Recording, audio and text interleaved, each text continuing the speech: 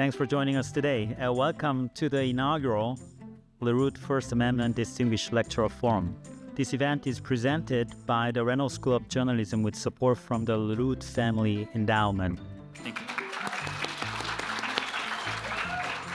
For those of you who have not met, I am Dean Yoon of the Reynolds School of Journalism. While the Reynolds School has been supporting and aiming to uphold the First Amendment for over 100 years, tonight's program is the first Distinguished Lecturer Forum of its kind. It is all thanks to Warren and Janet Lerude.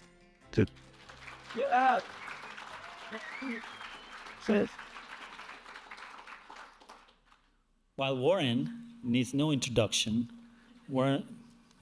agree? Good. Well, I'll do a little bit. Warren Lerude is an alumnus and professor emeritus at the Reynolds School, where for nearly 30 years he taught First Amendment and Society, Media Law and Ethics, and guided professional internships for many years. In 1977, as editor of the Reno Evening Gazette and the Nevada State Journal, he led a team of 3 editorial writers to win the Pulitzer Prize in journalism.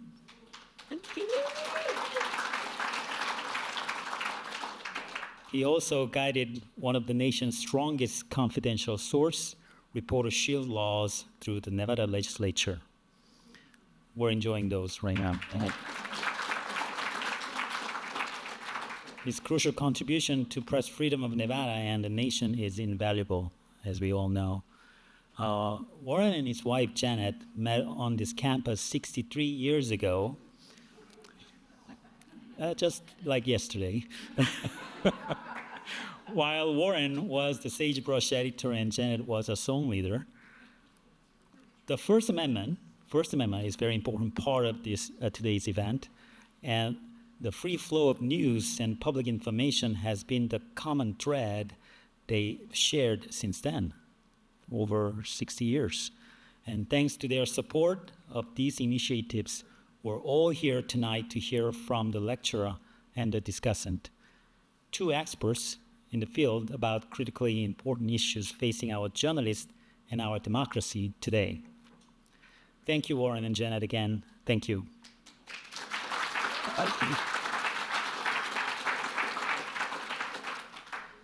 Now, please welcome Associate Professor of Media Law and Director of Graduate Studies, Professor Patrick File. He will introduce our distinguished lecturer for tonight's discussion.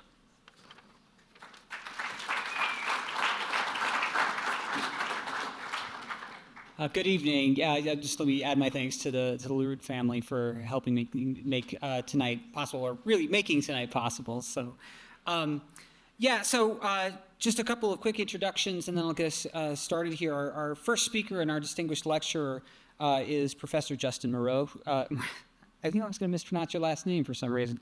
Justin Marceau, excuse me.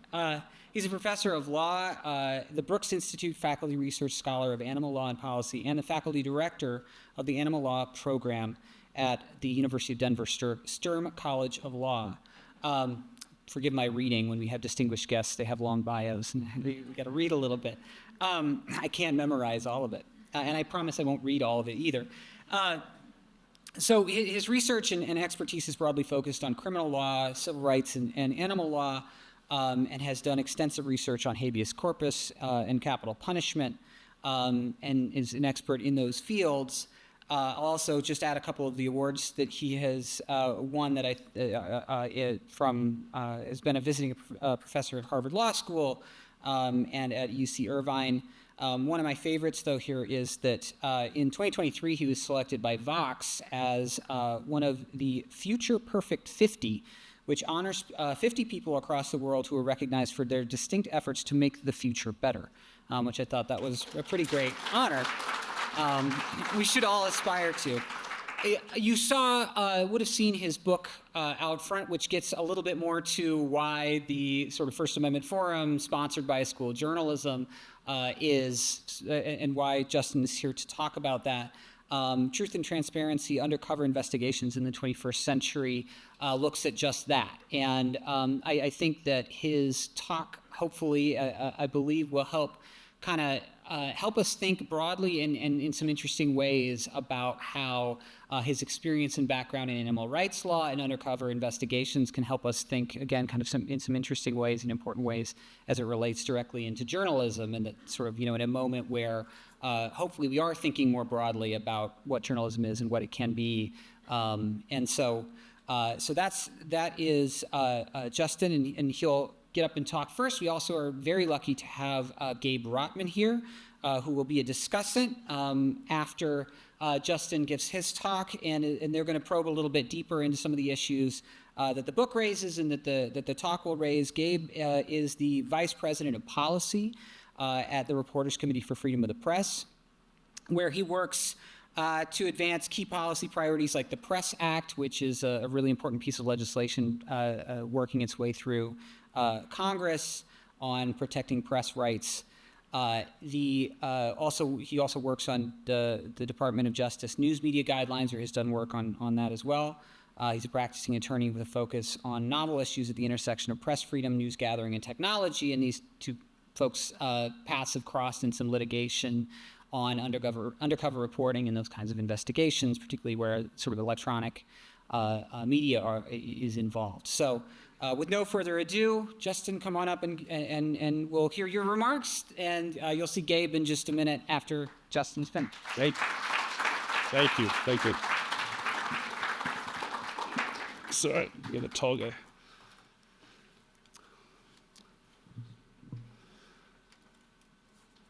I'd like you to imagine what the U.S. would look like if there were not any undercover investigations.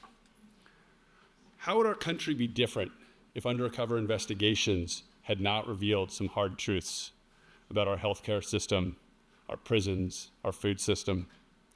And what does the First Amendment, in particular the protections for free speech, have to say or have to teach us about undercover investigations, a particularly thorny area of journalism?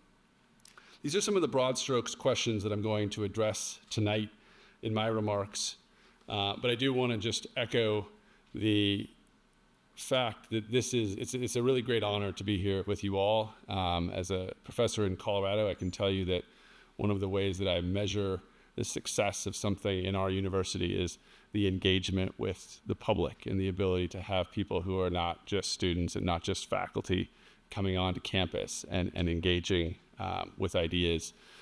So it's in that way, it's particularly special and a real testament to what all of you have accomplished. So thank you. And I'm really grateful to Professor File for hosting me, all the faculty for just being so hospitable, and of course, the dean. I'm also really honored to be here with Gabe. Gabe is, some of the work that he has worked on is featured in the book. I don't think you're in by name, at least the indexer didn't catch it, but is an unsung hero also in the book. So really grateful. And to you all, I mean, it's been great just to, I won't go on about the accolades, but to meet the Lerude family today has been special, and I see why everybody likes you guys so much. So thank you. I won't say anything else about that. I'm going to divide my remarks into two portions. One is kind of talking generally about the context and where we are with undercover investigations and what I think they are, because even that term is somewhat debated in the literature. Just providing this historical overview in a certain sense. One thing that I should say up front is that for as long as we have had a 14th Amendment, and for the lawyers in the room, you know that the 14th Amendment, the ratification of the 14th Amendment, made the First Amendment, the free speech clause, applicable to the states. Like the free speech clause does not by itself apply to the states. And so as long as we have had a 14th Amendment, we have had high profile and very important undercover investigations. That was true during the Civil War. It was true during the execution of John Brown. It was true during the Civil War as Northern journalists posed as various kinds of people in the South to report on what was happening during the Confederacy and with slavery. So undercover investigations have a long history in this country, and I'll talk a bit more about the context and how I define undercover investigations. And then I'm going to talk about some of the legal puzzles, in particular the First Amendment puzzles that these types of journalism present. And even as I walked in the room, it was refreshing. As I walked in the room and I heard somebody talking about a journalist being accused of a breach of a duty of a loyalty, and then these are words that sing to me, because this is the kind of stuff that I spend a lot of time thinking about: is how do these various doctrines, torts like loyalty, and trespass and the like, and crimes with different names that we'll talk about, how do these impede efforts to bring transparency? How do these impede efforts to have frank conversations about what's going on? And then if there's time, I would like to, and if not, I'll do someone with the conversation with Gabe. But my co-author and I, Alan, commissioned and did the first set of social science experiments that I'm aware of, looking at public opinion regarding undercover investigations. And I could talk a little bit about those. But the sort of short point is, this is chapter 6 of the book, if you end up reading it. But there's this long-standing set of assumptions about undercover investigations: that they're unseemly, that the public doesn't like them, that only certain sorts of reporters have the gravitas to pull it off. And what our research reveals in sort of nationally representative samples is that's far, far from true. And that in fact, and that's a nice place to start, even journalists doing so explicitly for money, even activists doing so explicitly for a political cause, are widely accepted by the public and overwhelmingly celebrated if they reveal something that was otherwise unknown. So we can talk about the merits of that. Let me start by defining a little bit what I think of undercover investigations, what that means, and how it fits in to the legal framework.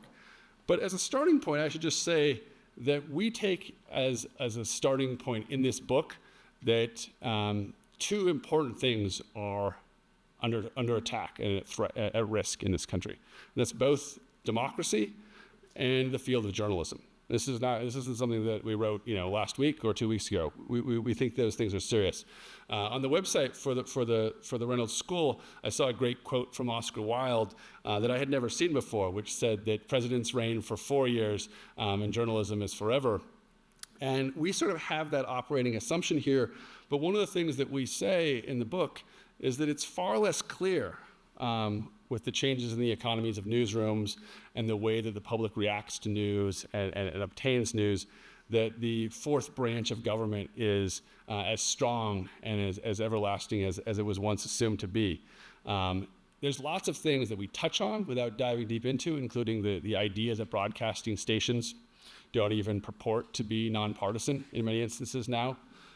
We talk about the fact that there could come a time when there would be, in chapter 1, we talk about the idea that there could come a time when editorial boards for newspapers would impose content limits on op-eds, which seemed sort of sci-fi when we wrote it, but we said this could happen. And we say unequivocally that there is no question that foreign and domestic entities are engaged in the process of putting out fake news, right? Whatever term you want to use. It is an unquestioned reality, and they do so for various reasons, including to, decrease support for institutions, to push an agenda. But there's no question that is true. I don't come tonight with easy answers to any of these shifts. I'm certainly not here to offer a take on Jeff Bezos's Washington Post policies, or to offer a silver bullet for the problems of fake news. But one of the things that the book makes the case for, and that I think is important to reflect on about undercover investigations, is that they are a tool that helps us generate and disseminate demonstrably and verifiably true facts. And for me, and one of the motivations for writing this book, that's an important check on the nihilism and the hopelessness that many people of all political stripes feel, because they come to feel that there's nothing that can be done, nothing that can be changed, no way to reason with other people. We've seen footage, many of us have, I have seen it, even in reviewing for this book, in old political rallies and more recent political rallies, where when somebody is confronted with a fact that is inconsistent with the sign they're holding or the chant that they are saying, that they just say, well, that's just your news, or that's fake news, or some version of that. We've all seen some version of that. And I think that facts really do matter, demonstrably true facts are more important than ever to get out to the public is sort of the thesis and the claim of the book. And I think that undercover investigations promise one, not the only, but one vehicle for exposing these kind of truths and that they're important. So I don't have this view that they're going to solve everything, but my claim, again, to just sort of put it as simply as possible, is a very modest one, but I think one, and hopefully one, that Mr. Lerude's career helps illustrate, that facts on the ground, that ground truths do matter, right? That this will always matter, and that it should continue to matter, and that in a digital age, the ability to have digital evidence and facts that are verifiable is going to matter more and increasingly over time. And I don't take the position in the book or here tonight that the exposure of facts, that the revelation of a video that shows that something is true will change public opinion. And it's an even more complicated question of whether public opinion will change political will in this country. I don't take that sort of simplistic view. But I do think that without the ability to reach core agreement on what the facts on the ground are, it's very difficult to have reasoned debate and to move forward. And so that's in part my interest in undercover investigations. Grows all the way back to my undergraduate degree in philosophy. One of my favorite philosophers was Hannah Arendt. And in writing about Nazi Germany, one of the things that she said that many of you have probably come across is she reminded us that unlike opinions, facts are stubborn.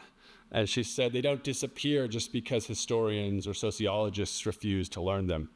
And our sort of thrust in this book, and it's an academic book, it's not a work of advocacy, but if you read it, you can't miss a normative assumption that undercover investigations are affirmatively good. We would sort of add to that quote just that photos and audio and video are also stubborn, that they're going to be part of the stubbornness that is a vanguard against slips into sort of forms of government and policies we don't want.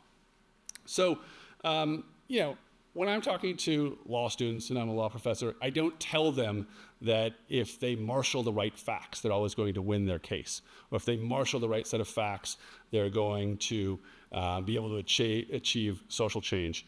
But as I said to you, I do tend to believe that if they don't marshal those facts, it's much harder to produce the change that they want. So that's sort of where I start from. In terms of what I think undercover investigations are, I think having groundwork definitions is important. And the way that I tend to define them, we do so in two ways in the book. The first is to just distinguish them from investigative journalism, right, in general. I think of investigative journalism, and as we use the term in the book, as an umbrella term. So in that sense, investigative journalism, of course, includes things like Watergate, Bernstein and Woodward. It includes exposés that are typed up from whistleblowers.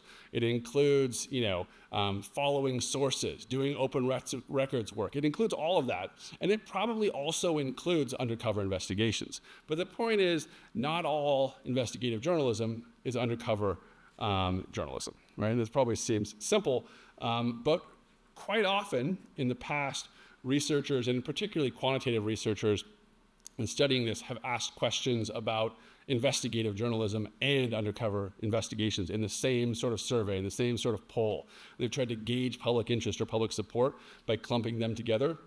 And so one of the things that we try to do in this book is to distinguish and say, we think both are important. And we probably think that all undercover investigative journalism is investigative, but not all investigative journalism is undercover.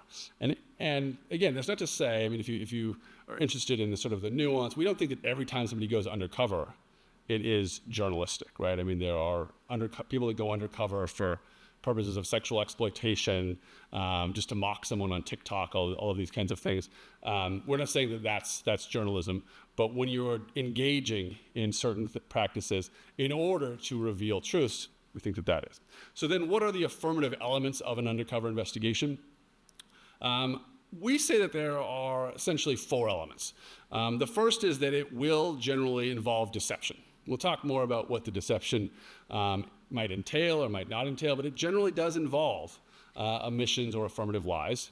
We say that the deception has to be an important part of gaining access to the area or to the information, right? So it's not just peripheral, it's not just funny, it's that the deception is a critical ingredient to the access. Third, the undercover investigation has, as part of its operation, documenting the facts and the information that's coming. So, a century and a half ago, that might have looked quite different than it does now. Now we are frequently talking about recordings and that kind of thing, which I'll talk about when we talk about the First Amendment. And then fourth, we deem it to be undercover investigations for purposes of journalism when the goal is to expose some sort of truths relevant to the public interest. The lawyers know how vague that term is. It's a term that is also used in the law of defamation. It's been around since New York Times versus Sullivan and before. So it's not a new term, but it's not going to answer and satisfy all of your questions. But it's a limit that we put on it. We are interested in undercover work that is relevant to matters of public concern. So before I dig into some of the legal and ethical concerns that we spend most of the time in the book sort of plumbing, I want to just note that we dedicated the book to undercover investigators. And the reason that we did that is just worth pausing for 30 seconds to reflect on. And that is, and probably some of you have experienced this, but in our research and in studying this as an academic and interviewing people who do this work, it's really hard to miss what a toll undercover investigation takes on people. And we've seen it take a variety of tolls, and I think it's taken for granted when it comes out. And maybe the person is lucky enough to win a prize, but often they don't. So my colleague, Alan, interviewed people who did the Food Lion investigation and others for ABC, which we can talk more about. But in essence, these people were engaging in very important food safety investigations, but the technology was such at the time that they had to wear battery packs all the time. And the battery packs got hot. And one of the investigators that he talked to still has burn scars on his body from wearing the battery packs to this day, right? And the Food Lion appeal was decided in the 1990s. I recently spoke to an investigator who's been undercover for a long period of time and still is in a large corporation. And it's a potentially big story at some point. But she was reflecting on the fact that her work friends don't know her, and her real friends, is the term that she used, don't really know her either because they don't know what she's doing at work. And she has to talk about that. And one of the things that she said to me that really stood out was that sometimes it's confusing because she forgets where the lies end and the truth begins because she's living this dual life. And it's a major psychological toll. And I don't need to talk in this audience. I think everybody is probably aware of the threats and online nastiness that half of the country will give you if you talk about one side, and the other half will give you if you talk about the other side.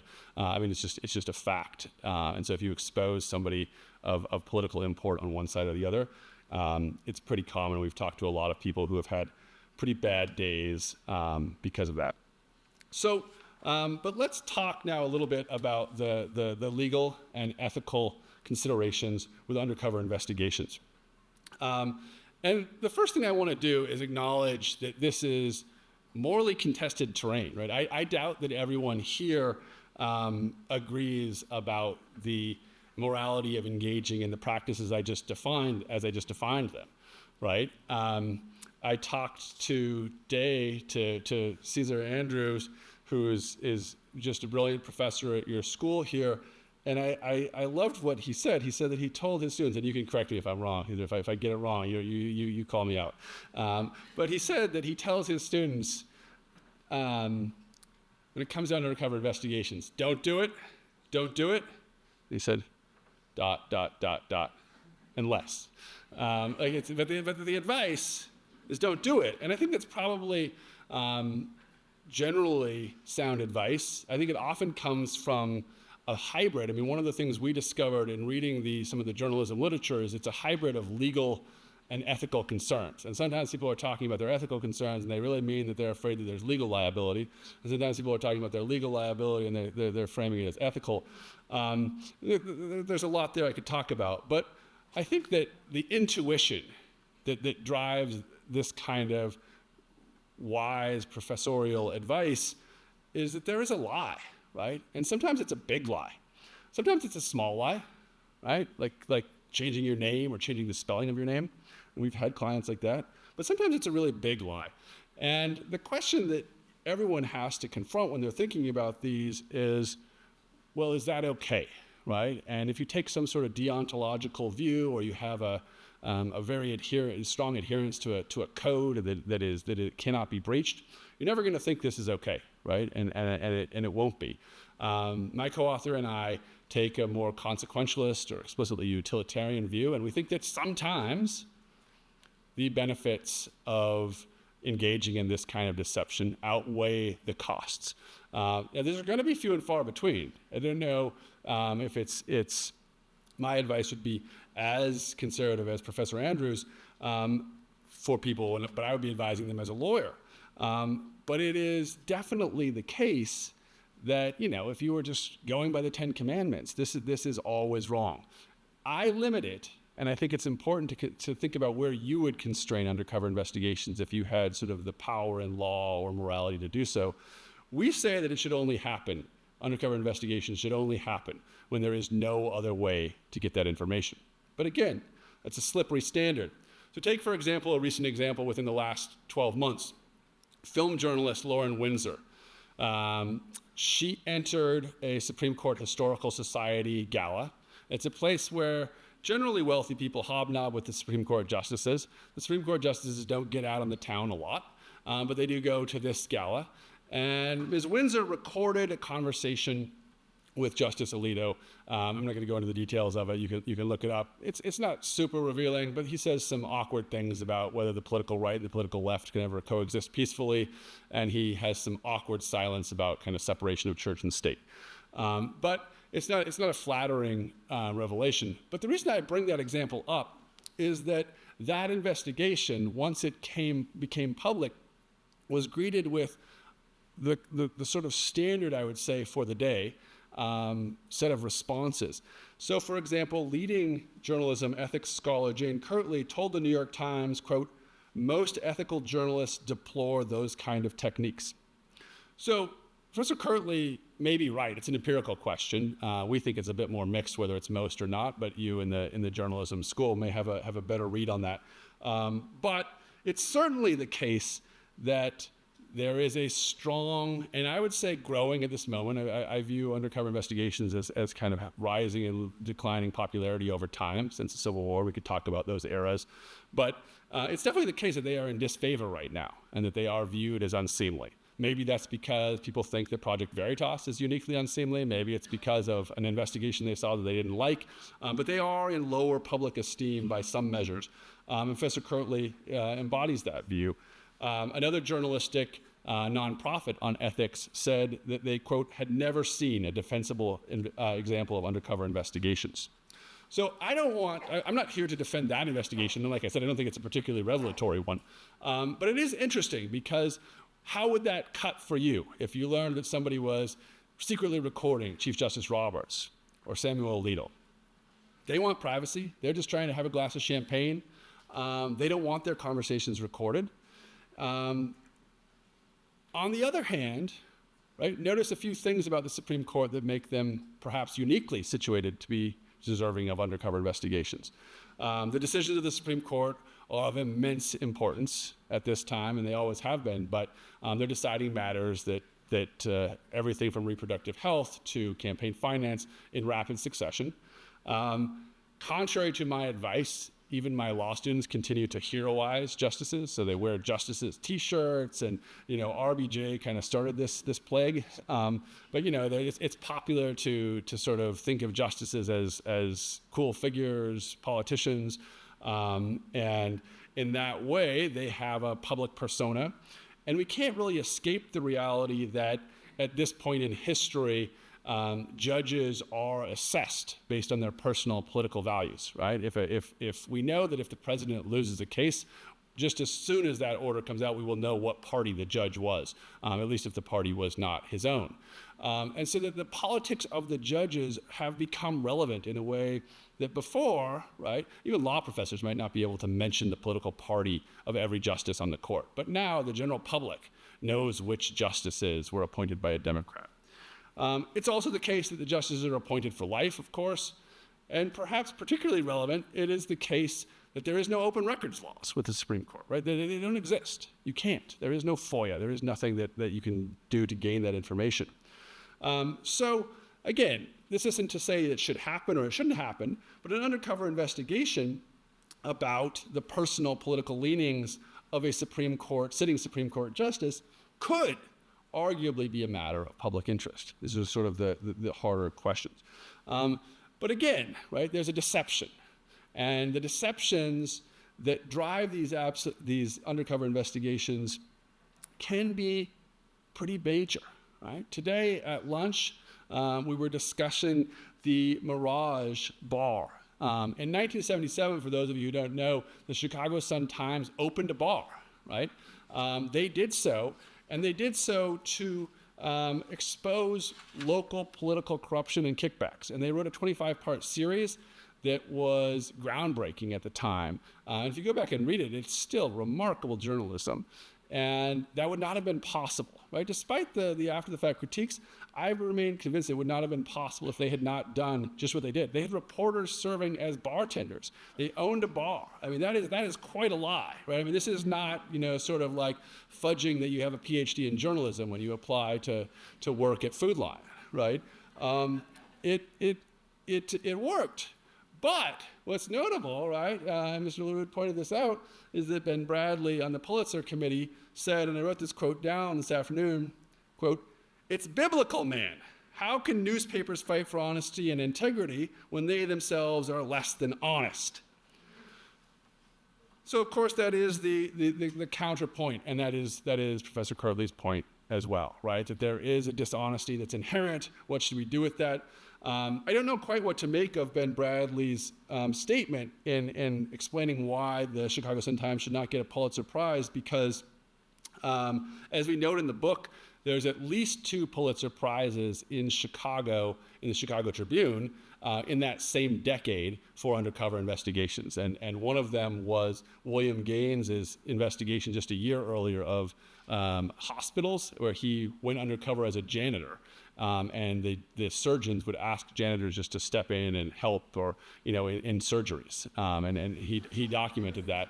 And another Pulitzer Prize winning was William Jones, I think is the name, and just earlier that same decade, looking at private ambulance companies. So this is all part of what undercover investigations are. They can be small lies, but they can also be really, really big lies. They can be creating a bar that did not exist. So, again, think about that. That's part of the problem. Think about how big you would lie. Think about the number of issues you would want to expose.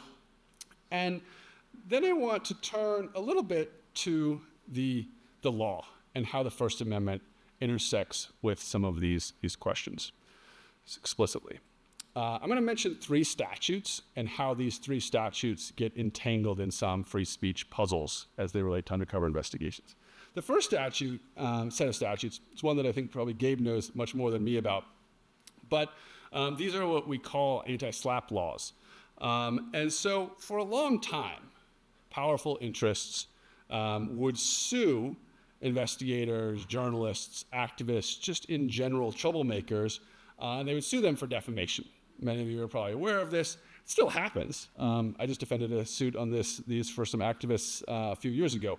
And the point of these cases is why they're called SLAPP cases, strategic lawsuits against public participation.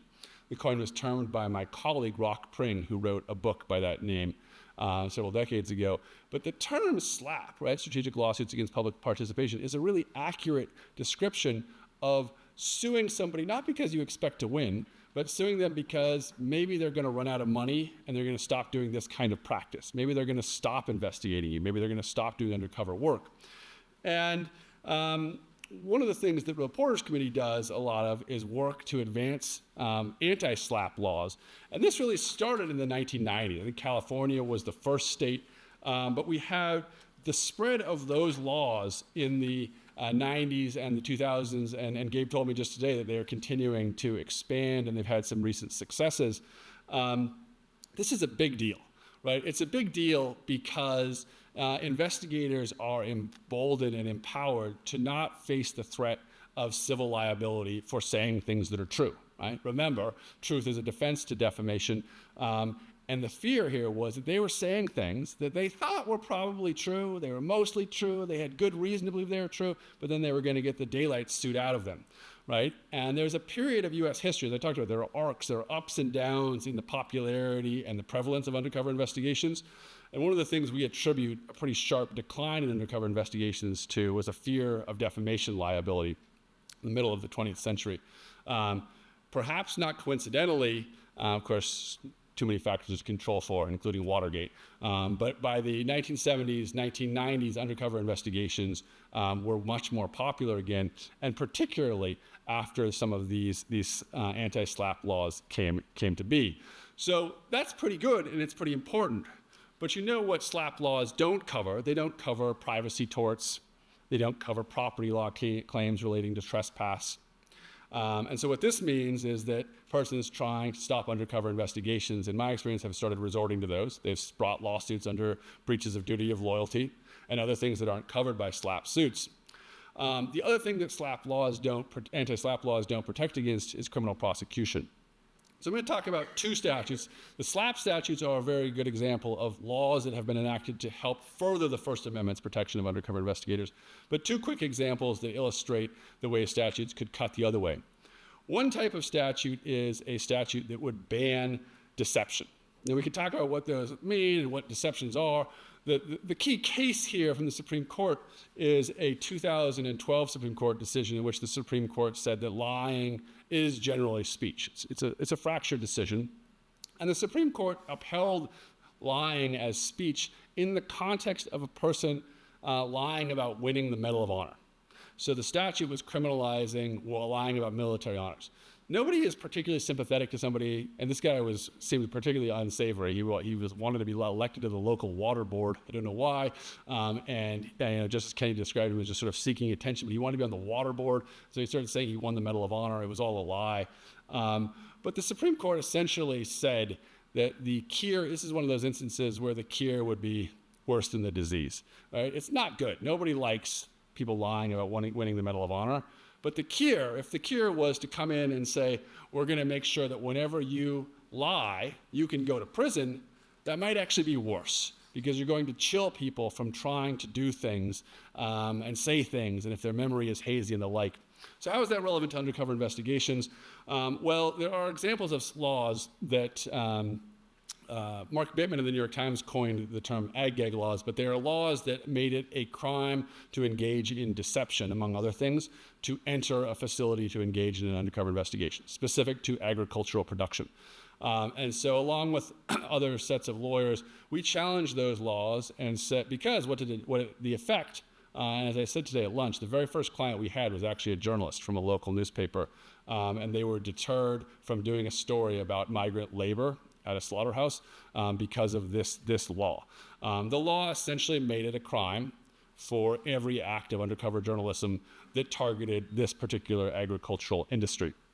Other laws that are of this genre, they pop up, right? There, as I mentioned today to a few people, there are laws that criminalize impersonation.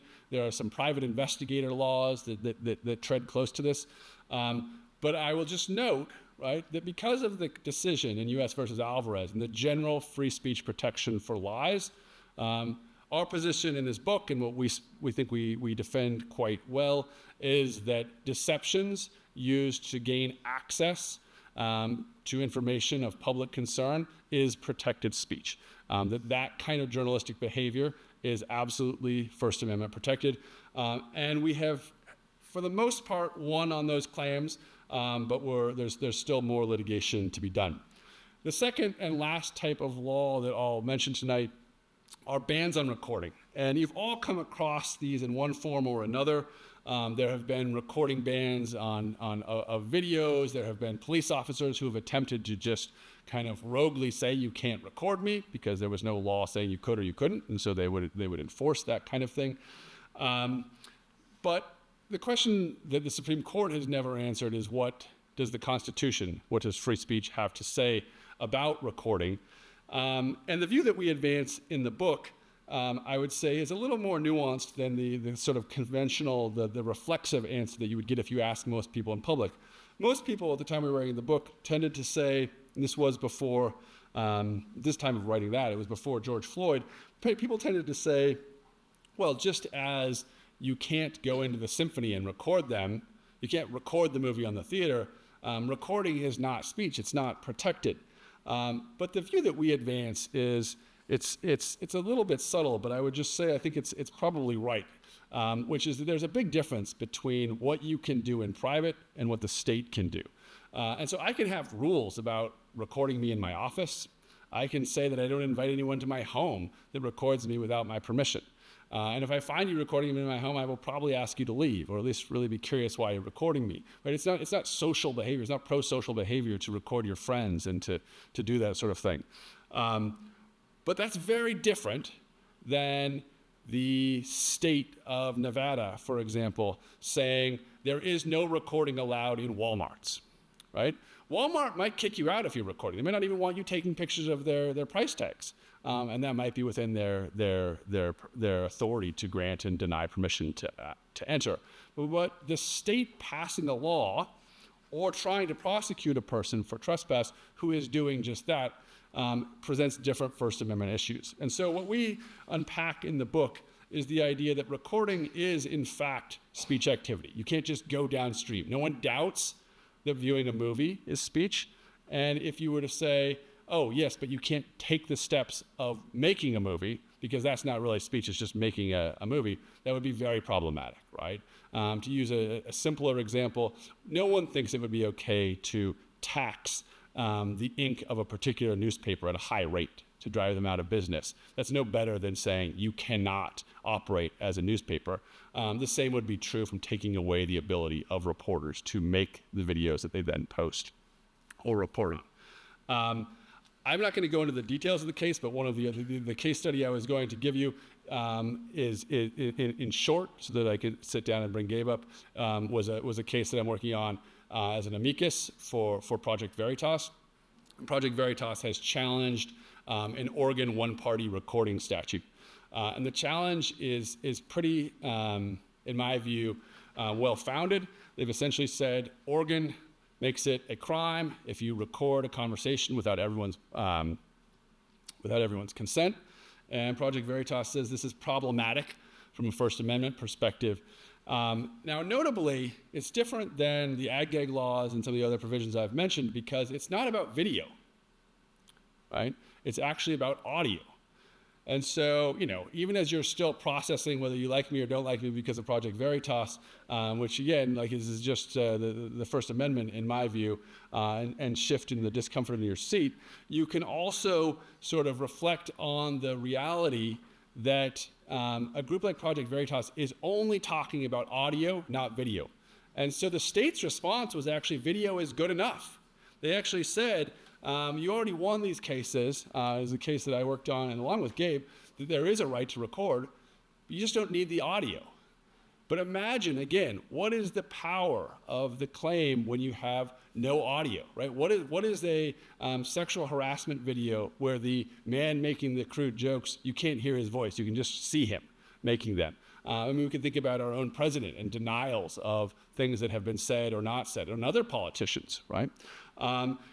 Even thinking about, I mentioned George Floyd, the horrific death of George Floyd in May of 2020, right? The video is horrific, but the audio became like a slogan, right, for an entire movement.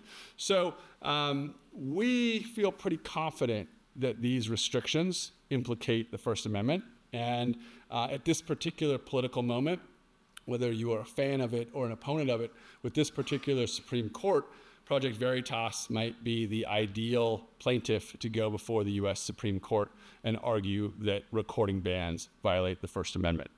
So I think with that, I will close. I'll just say that, for us, one of the things that we try to accomplish in this book is highlighting the role of transparency. I was always motivated as a law student by Justice Brandeis's quote, 1913, I think, in Harper's, where he said, "Sunlight is the best disinfectant." The view is not that, in my view, that it will always disinfect and that it disinfects perfectly. It's just that you can never disinfect if you don't have that transparency. So with that, thank you. I'm sorry if it went over, Patrick.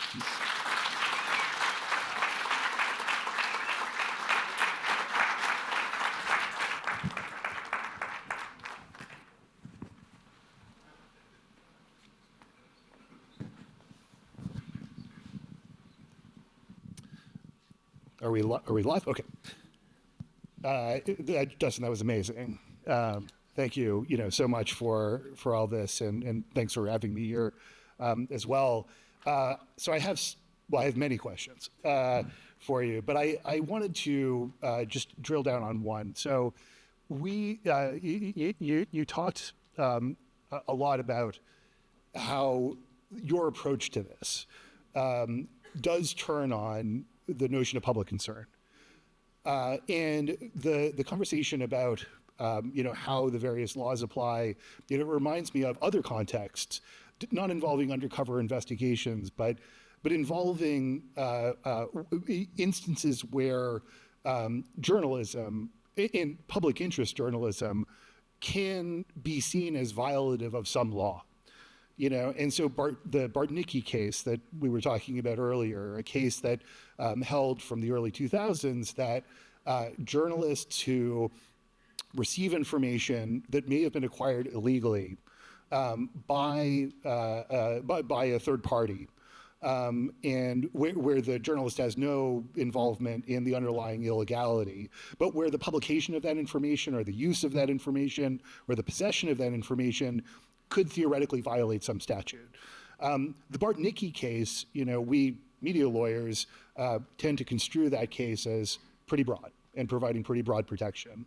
But that case famously also limits itself by requiring the information to be of public concern. So my question is, how do you delimit what is and what is not public concern? And is that an impossible question? And I'm sorry for asking it.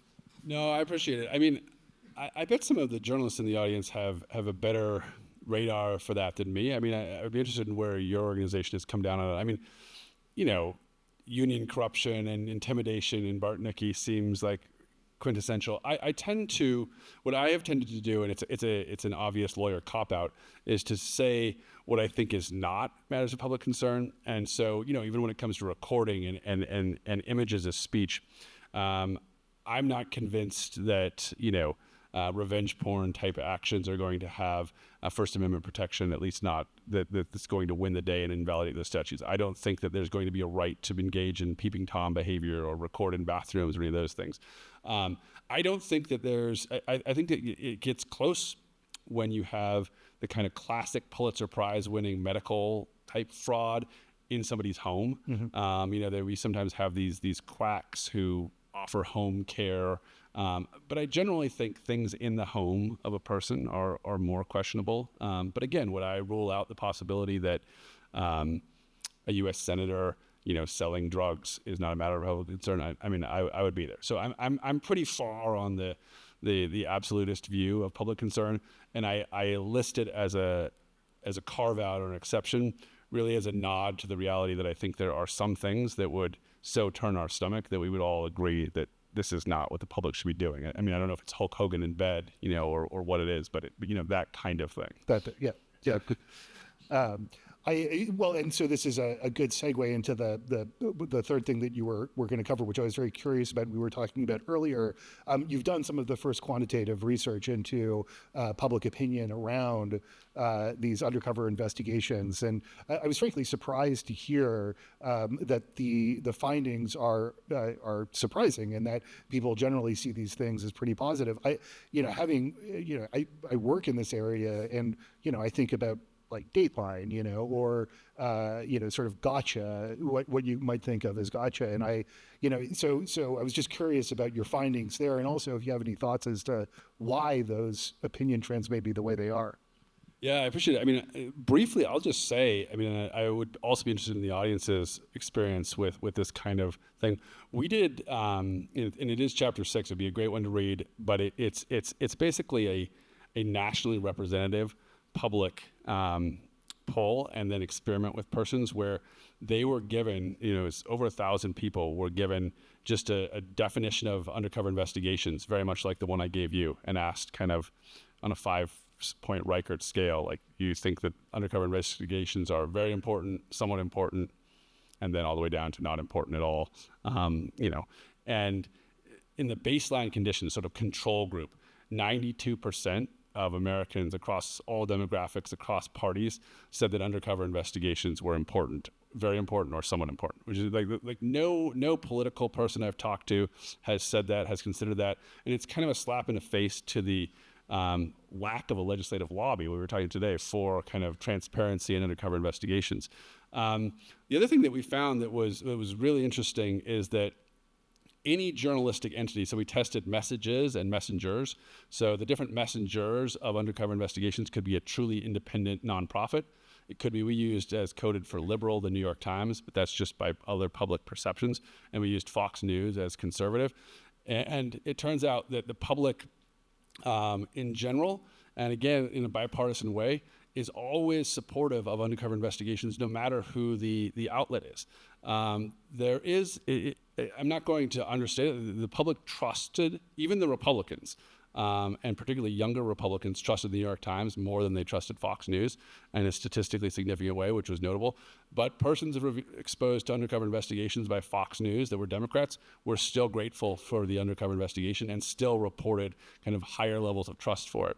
The one thing that I'll note, and it's an interesting caveat, is that in a lot of the literature we had read about undercover investigations, and I think it's sort of the assumed wisdom, is that this is only true if you're kind of disinterested, if you don't have a dog in the fight, if you're not going to profit from the undercover investigation, or it's not part of your political cause. And so we did a specific study and manipulation of that. And it's too detailed to go into in great detail, but there's 5 different investigative scenarios, everything from human trafficking to animal abuse to all kinds of things, and abortion. And what we found is that the support for undercover investigations did not drop because it was done by an activist or an undercover entity associated with the cause. So if your cause was animal protection and you investigated animal protection, I assumed there would be a strong drop in public interest in the investigation or trust in it, and that was not true. But the one time that there was not an increase in public support for specific investigations and actually a slight decrease, it's very much a sign of the times, was undercover investigations by a politically motivated group about reproductive health, about abortion, right? So the time we were running those studies, Center for Medical Progress and Project Veritas was out there. There was the one, right, instance where support for undercover investigations dipped. But overall, the support, and we've been talking to NGOs about this, the support for undercover investigations is remarkably high. People like to know what's going on. Some of them were about mayors. People like to know that their mayor is taking expensive trips to the spa. Mm-hmm. So it's. I thought it really changed the way, because we were fully expecting to write the last chapter saying, we're in a divided country, and Republicans like investigations of Democrats, and Democrats like investigations of Republicans. But we controlled for party, we controlled for age, we controlled for education and income.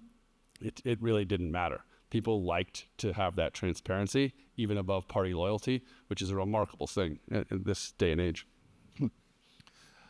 So I just wanted to tag back to the beginning of your lecture.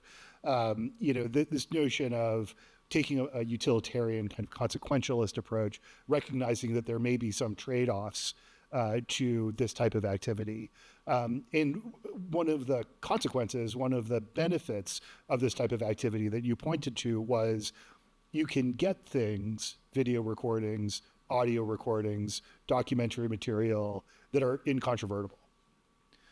What happens if that type of material as a technical matter is controvertible? And as a technical matter, again, is that going to happen? In other words, is it an arms race of identifying that, being able to, we were talking about percentage-wise, what does that look like today? Yeah, it's a great question. I mean, I will say, like, if I have a bias in this fight, it is that I do like truth and transparency. And so in a world where the truth doesn't matter, I probably lean heavily on the idea, no, the truth will still matter. People will care about the truth. So I acknowledge that bias. If it's not true, I feel my own self slipping into some sort of nihilism. But so far, we did look at this. I mean, the technology is changing so quickly and so rapidly in all these areas, including AI-generated deepfakes. But so far, there's a bit of a debate, but the people that and the research we did suggests that it's at least as good or better than the technology that is able to create the deepfakes. And so just as most people, I'm happy to be educated that I'm wrong on this, but most people still think, as an educator with students who might be cheating with AI, that the software to detect that kind of, if you want to call it plagiarism, that kind of use of technology can keep up with AI. So far, the folks that we've talked to said that it keeps pace. It is kind of an arms race, though, right? Like the malware gets stronger, you need a better malware software. It's not a coincidence, know. But I think so far it looks possible, but it's costly, right? I mean, there's a cost to all these transactions. Before, it would have been okay for Upton Sinclair to just type on his typewriter when he got home from the meatpacking plants. I don't think that anyone would believe Upton Sinclair today. But then if you produce a video that purports to show this, and we all learn that you had, made it as a deep fake and it's not real, it might take a week or 6 days to confirm that it's, not real, because we're going through this. I think there's a real damage to truth in that process. And, I'm scared of that. I mean, that's the other thing I would say about undercover investigations is I have never, at least not knowingly, supported an investigator who has, in the cases we're working on or the projects we're looking at, altered or doctored the footage or the audio. Again, it goes to my bias. Like I do not want to support a realm where we're in an arms race to do that. I don't. It's not because I don't think there's any political power in it. It's not because I don't even know that it wouldn't be the most politically powerful thing to do for a cause. But it's not a game that I want to be engaged in. It's terrific. So I think we're going to send it off to questions for the audience. Yeah. So, hopefully you've been thinking of some questions to ask, and I'm running a microphone, and Lila's also running a microphone around. So because of the layout of the room, we can't walk up and down a central aisle. If you've got a question in the middle, that's great. Raise your hand. We'll try to pass the microphone down. I kindly ask that you ask your question and then send the microphone back, so you don't, let's say, bogart the microphone, as it were, and leave not enough room for other people to ask questions. So I think we've got one right here. Sorry. You barely touched on something that's been concerning me for the last several years, which is deep fakes. But let's go a little bit beyond that. Let's go a little bit past that. Arguably, the case that brought Project Veritas, James O'Keefe to the public fore, was the Acorn case. Now, there were no deep fakes in that. That was all done by manipulation of video footage. It was incredibly deceptive, and it was shown to be deceptive. No deep fakes, it was just editing. Would that be protected by the First Amendment? Yeah, so it's a great question, and I don't want to opine on that particular case because I have not looked at it. I have seen accounts that have said that exactly as you've conveyed it, that the editing of the footage, and I think it's, if I'm not mistaken, like hundreds of hours of material, but was deceptive in a way that. Right. Well, I mean, for sure. I mean, companies have gone out of business on valid undercover investigations too. So, but there was truly harm, right? There is absolutely harm, and I think that the journalism I've seen covering it has suggested exactly as you have that there was true deception there. I don't know, like I won't take a position on whether that's true or false. But as to that claim, accepting those facts as true, which they may very well be, I had no involvement in that, and I believe it to be true based on what I've seen. If that's true, then they would be liable for defamation. And it would be surprising to me. I mean, that's sort of, I've represented a lot of undercover investigators, and I have never been involved in an undercover investigation case where the first response of the individual or the entity is not to threaten defamatory liability and say that the investigation was doctored, manipulated, staged, not at our facility, and those kind of things. And we always say, both to the media and to their lawyers in-house, then bring a defamation case, and we'll have the discovery. We're happy to have a media circus around this whole thing. If you think it was staged, if you think it was deceptively edited, then you have a cause of action. And so the answer to your question is no, it's not protected by the First Amendment. If it is in fact the case that the material was doctored to present a different perspective than reality, that entity has a cause of action for defamation that would fall outside of the protected speech. Gabe, I just want to, as a footnote, you feel free to jump in on any of these questions if you want to as well. I don't want to deny anybody your expertise or insight. Well, so what's interesting, because I actually just filed something last week that involves the question of the First Amendment approach to selective editing of news content. I can't and won't comment on that specific case, but I will say that right now in front of the FCC has a rule. It's called the News Distortion Rule. It has virtually never been used. The only times it's actually been used in the context of a license renewal for an FCC licensee is in things like deceptive promotions for a station. Or there's one case where the news at a television station was so shaded that, and was also wrapped in a bunch of other wrongdoing, that the FCC found that the station basically became furthered the private interests of the owner of the licensed station. But the news distortion rule basically says that if you rig or slant the news, that is a violation of your public interest obligations, and you can have your license revoked. The FCC, because of the danger in that doctrine, that rule, requires what's called extrinsic evidence of deliberate distortion. In plain terms, it means you've got to show evidence that's outside of the broadcast that shows that the management wanted to actually falsify the news. However, the complaint that is open for a comment cycle involves the interview of former Vice President Kamala Harris, and the complaint, where there now is a comment cycle at the FCC, the complaint basically says that there was one spot on Face the Nation promoting her interview on 60 Minutes where they used one portion of an answer, and then on 60 Minutes they used another portion of the answer, and the implication of the complaint is that it made her look better in the 60 Minutes interview, and that was somehow distorting the news. I don't mention this to talk to the merit or lack thereof of the complaint. However, this notion of selective editing, whether, or at least editing of news content not receiving First Amendment protection, could be of concern precisely, and this is a good example of why.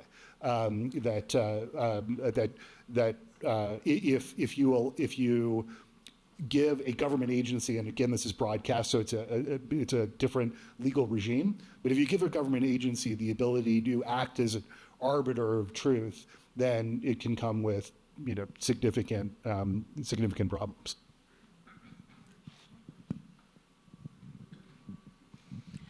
Hi, I'm hearing more and more in our current administration about various statistical services that are being kind of wiped off the map. And to me, this is very concerning. I mean, it's everything from climate research to financial information and economic information. And I'm wondering how is that going to affect, number one, investigative journalism, and whether or not it will create a greater need for undercover investigations. And just the whole trend to me is rather frightening. So it's a great question, and it's actually something we've been talking about at the Reporters Committee a fair amount, tracking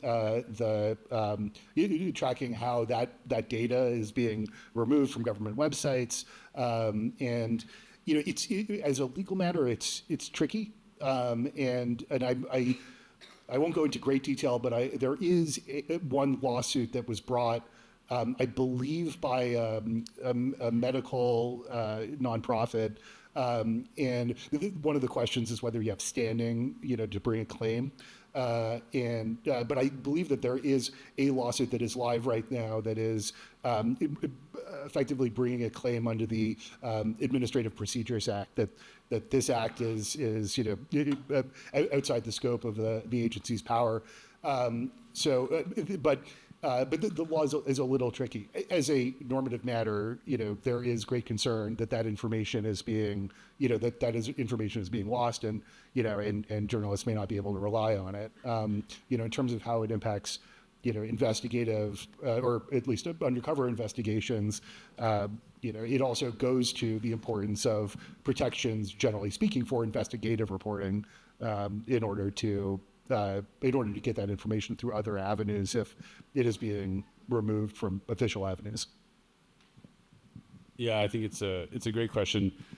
I don't do a lot of administrative law, but I helped coordinate some lawyers who are Freedom of Information Act experts.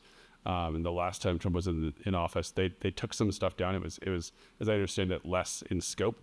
And the clients that I referred them to with the FOIA lawyers did get a success, and there were 2 cases. So it's complicated. It's variable, but there are some avenues, and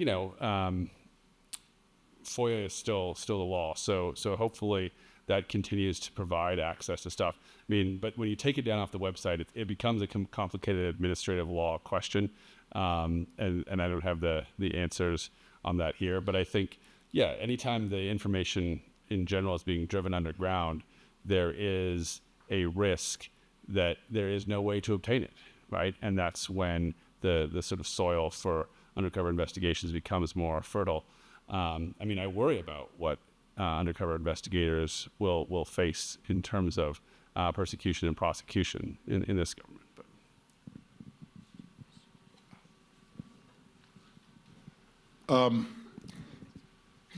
Over here.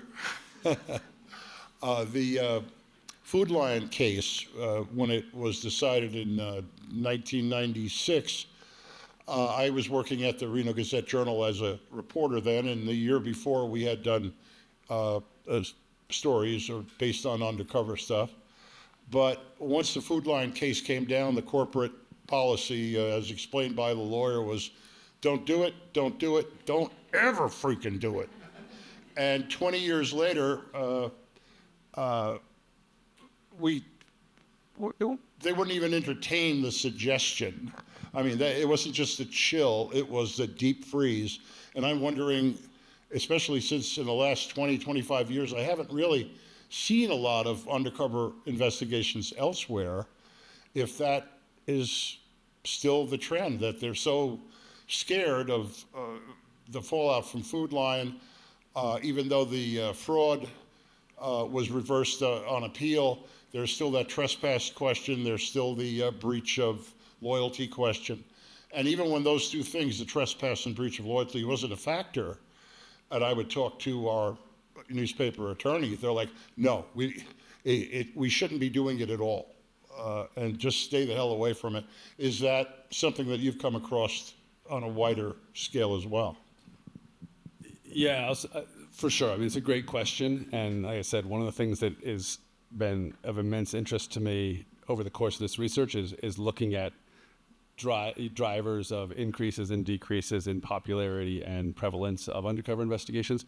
There's no question that the Food Lion case had that impact, and it's kind of surprising from a lawyer perspective, because from a lawyer perspective, you see that Food Lion was awarded $1, right? And if I'm sitting on the board of directors somewhere and you're going to have a story of that magnitude and that import, and the risk is $1 of nominal damage liability, I'm going to advise my entity that I'm on the board for to go for it. But you're absolutely right that that was not the advice. And one of the things that we note, right? I mean, I think that's why it's. One of the reasons I was excited to come here and sort of be introduced to the Reynolds School of Journalism is that we document in the book that after Food Lion, it wasn't just that newsrooms got conservative. It was that Food Lion's lawyers were actually introducing trainings that were being incorporated into some journalism schools. It became a norm. They're like, look, you don't do this. Do you see how much trouble these kind of journalists in North Carolina got themselves into? You should steer far clear of that. And so there was this connection that's never been fully unpacked between the prosecution through litigation of those journalists who were really quite courageous, and then the education and the norms that emerged in the field. But as to your kind of empirical question of has it picked back up, I mean, we have news entities now. It wasn't just Ben Bradley at the Pulitzer Prize in the 1970s. We have entities that have a policy against undercover investigations. We talked to the lawyers in some of those news shops. And so I think that your general empirical assessment is accurate. But as you know, I mean, the economics of the newsroom have shifted. And so there's this kind of democratizing of who is a journalist also and what they're doing. Are they doing a podcast? Are they doing other things, right? And so I work with a lot of filmmakers now who are doing undercover investigations all the time. There's a lot of undercover investigations being done by some, I won't list them here, but kind of the nonprofit model of media. Like they seem to not have policies against it, at least not as strong. So I still view in the post Food Lion era, undercover investigations are largely frowned upon, and I don't think we've seen a Pulitzer Prize go to one. I may have missed one, but I don't think so. So I think that largely you're correct. But I think it's almost a historical anomaly. I mean, if I was facing $1 nominal damages to expose something, I would do that, make that decision every single day. I don't know. Do you have? No comment on giving legal advice. Yeah, I'm definitely not telling you to go do it. Good check. I've got a question. Who's going to win in the Associated Press versus the White House when it goes to the Supreme Court? Will it go to the Supreme Court? And who's going to win from a legal standpoint, not the political standpoint? You want to explain this, Gabe? So I don't have an answer. I wish I did. But certainly the issue that's raised in the case, I think, is particularly interesting, and it's one that us lawyers call a matter of first impression. There is case law involving the suspension or revocation or denial of press passes for the White House. So in the White House, there's something called a hard pass, where if you're a White House correspondent, you get one of these. You don't have to go through security the same way every time. And going back to the 70s, there were cases where the White House denied it. And during the first Trump administration, there were two cases, Jim Acosta at CNN and Brian Karem, both of whom had their press passes either denied or revoked or suspended. Those cases were due process cases. So the court, found that, one, you couldn't pull the press pass because you didn't like the content of the reporting. But they also found that if you did pull the press pass, you had to give the person notice, you had to give an opportunity to, plead their case, and you had to have reasonably clear rules as to why you would take that step. The AP case is not a credentials case, right?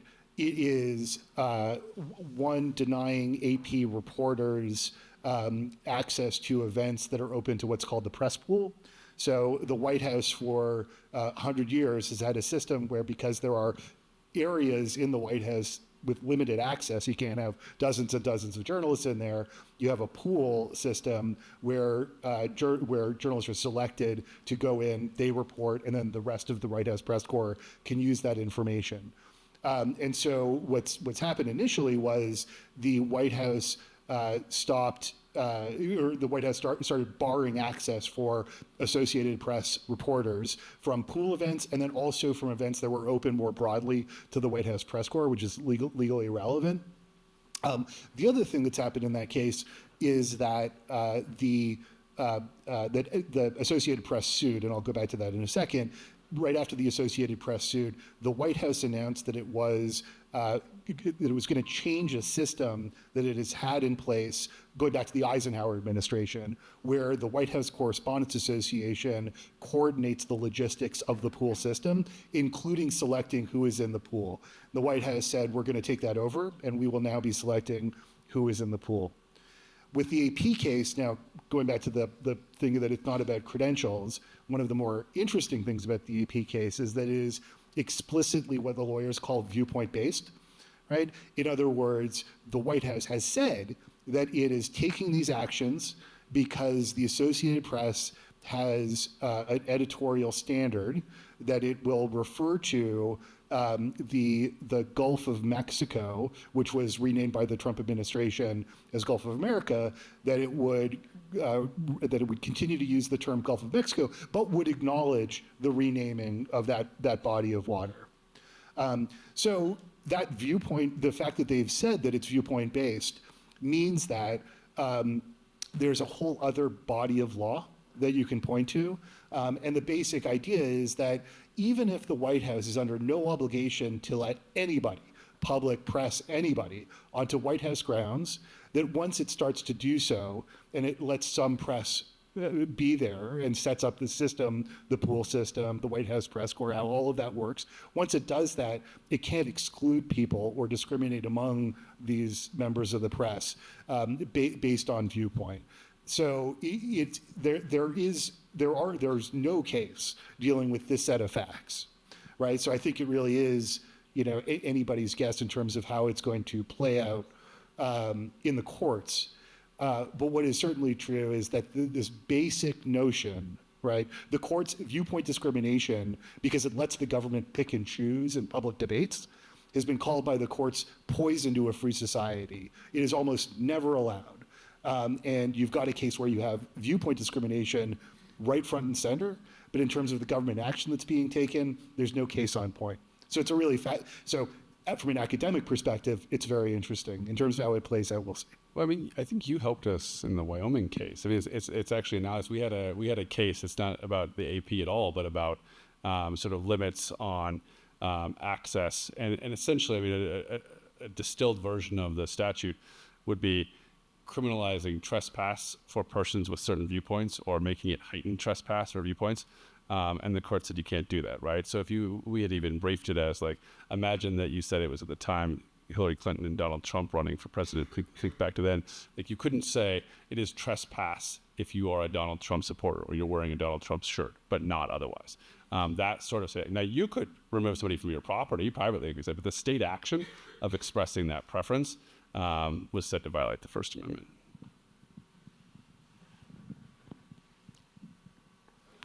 Hi there.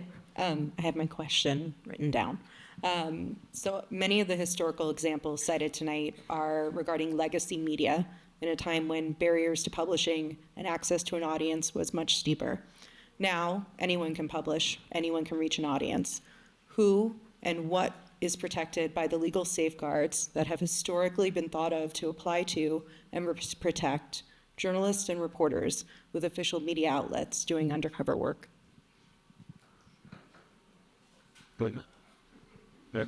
Yeah. So Lots to say about it. So give Gabe a try. so just if the question is, what are the legal safeguards for folks who are engaged in journalistic activity, and does that depend on where they're employed? the short answer is that, and actually, so at the Reporters Suite, we actually train police officers on how to interact with journalists at protests. And the first question I always get is, who's a journalist? And with all of these TikTokers and Facebookers and how do I tell, right? And the short answer to that is it usually doesn't matter, right? Because certainly in the protest context, and that can actually bleed over to lots of other contexts, the rights of the press and public are pretty much coextensive. And there are certain instances where, and this is an evolving area of law, in the protest context, there may be instances where where journalists, for instance, are exempt from curfews. And so law enforcement may need to make determinations of who qualifies as a journalist and who doesn't. And there's some guidance in the law in terms of how you do that. But the short answer is that in most cases, right, the courts have treated the speech clause in the First Amendment and the press clause in the First Amendment as generally the same thing. And so it doesn't, with a few exceptions, it doesn't usually matter. Now, in cases where, for instance, the Federal Press Act, which is a reporter's, most states have a law that protects journalists from having to disclose confidential sources or disclose confidential news gathering material in legal proceedings. There is no federal law, despite us having trying to pass one for 20 years now. In that context, you may need to have a definition of covered journalist, but the way that we approach it, as lawyers, is a functional definition. So it's some type of you're intentionally collecting information that you intend to then disseminate to the public, and that information is of public concern or it's newsworthy, or something like that. But so the two answers are: one, it usually doesn't matter, and then two, when it does matter, the approach that you take is this functional approach.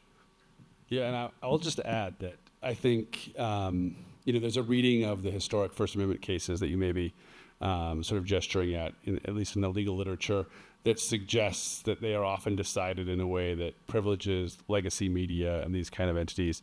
I'm sympathetic to that reading. I understand that critique.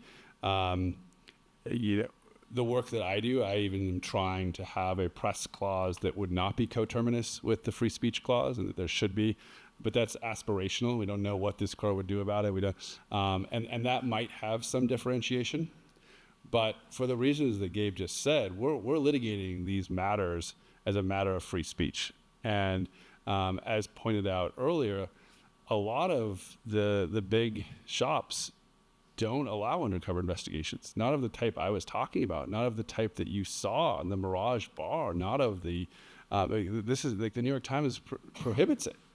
So we're talking much more about a new generation that is a bit edgier, and those protections are going to work.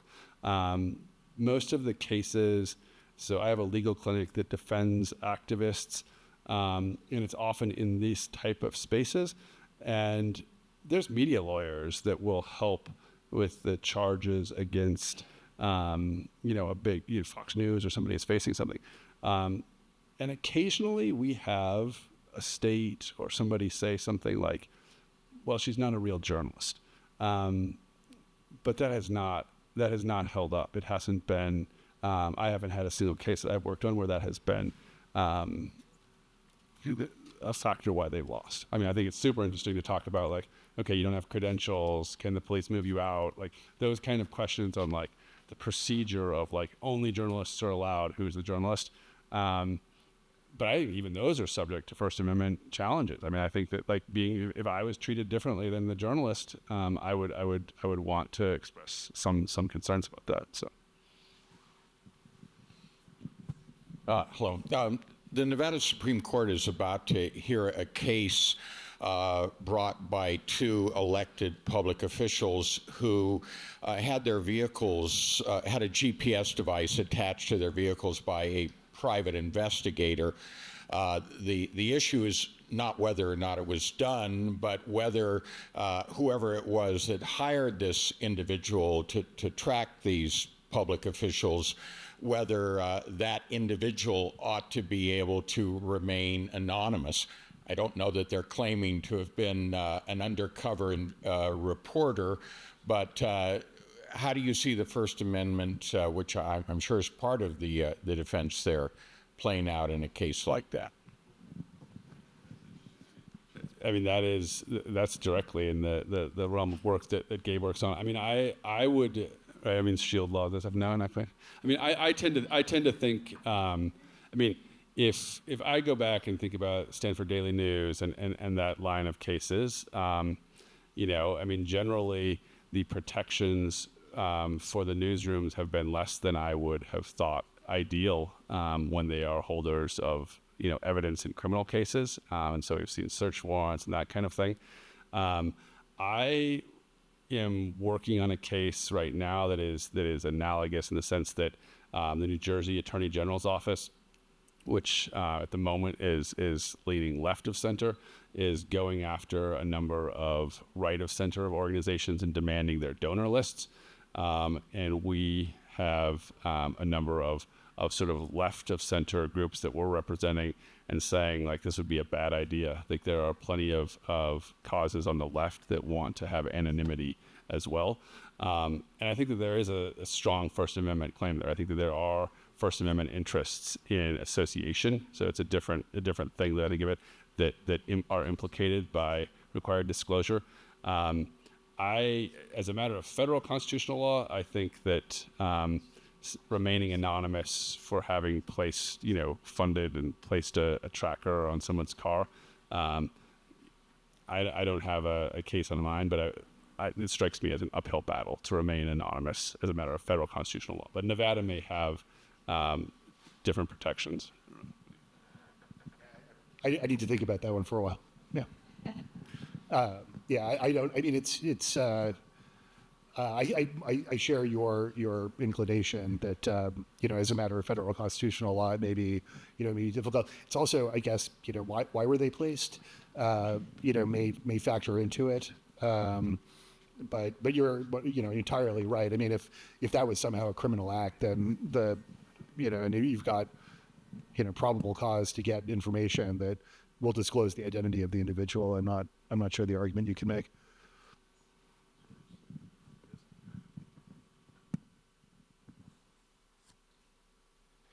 I know that you have many questions, but we have to go home at one point. Okay, so thank you. I think thank you all for such great questions.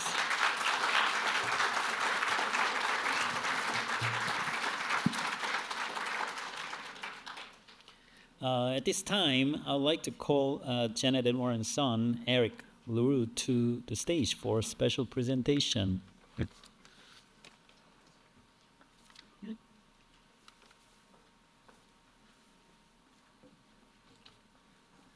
Okay, did we get?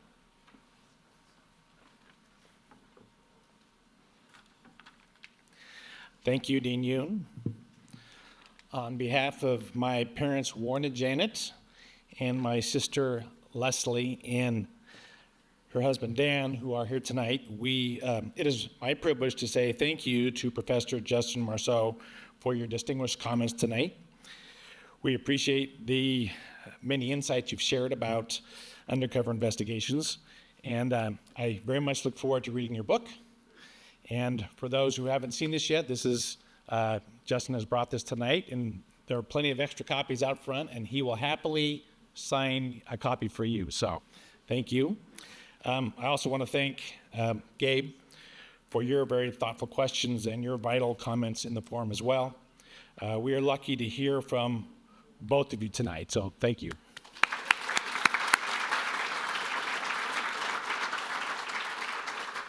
I want to thank everyone in the audience for being here, attending, and participating. It's also my pleasure to acknowledge and thank the three people who helped the most to put together this inaugural Lerude First Amendment Distinguished Lecture Forum. And that is Dean Yoon, he's standing back here. Professor Patrick File, where are you, Patrick? Thank you very much.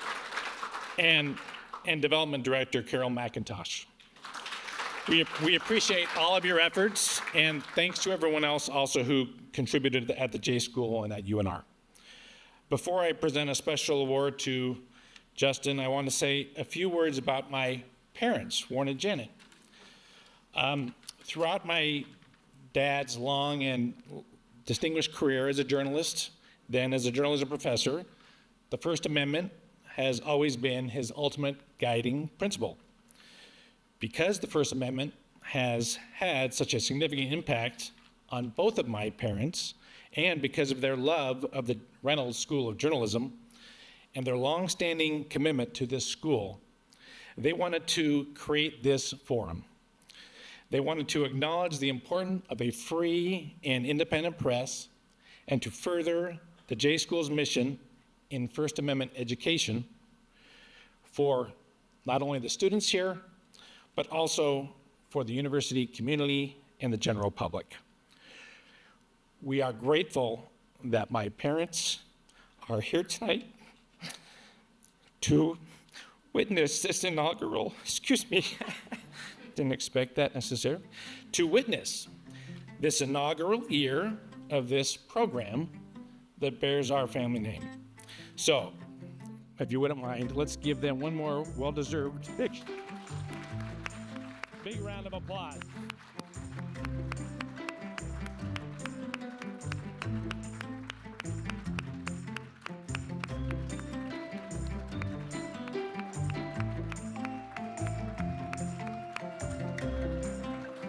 And I think at this time, Dean Yoon has some flowers for you as well.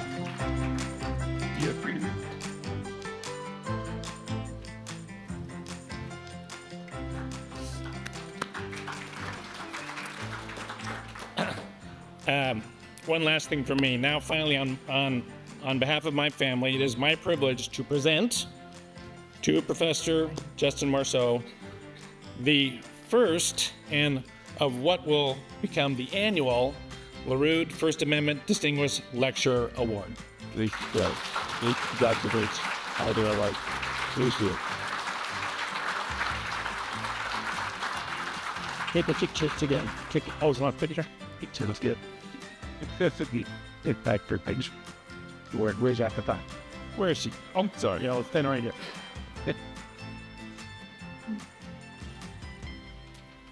Great.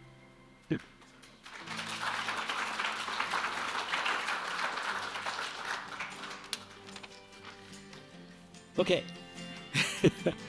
This brings out our 2025 Lerude First Amendment Distinguished Lecturer Forum to a close. Inaugural First Amendment Forum. Thank you again, Justin and Gabe, for your insightful talk, as well as the Lerude family for their support in making this event possible, and all of you joining us this evening. Stay safe and have a good night. Thank you for coming. Thank you.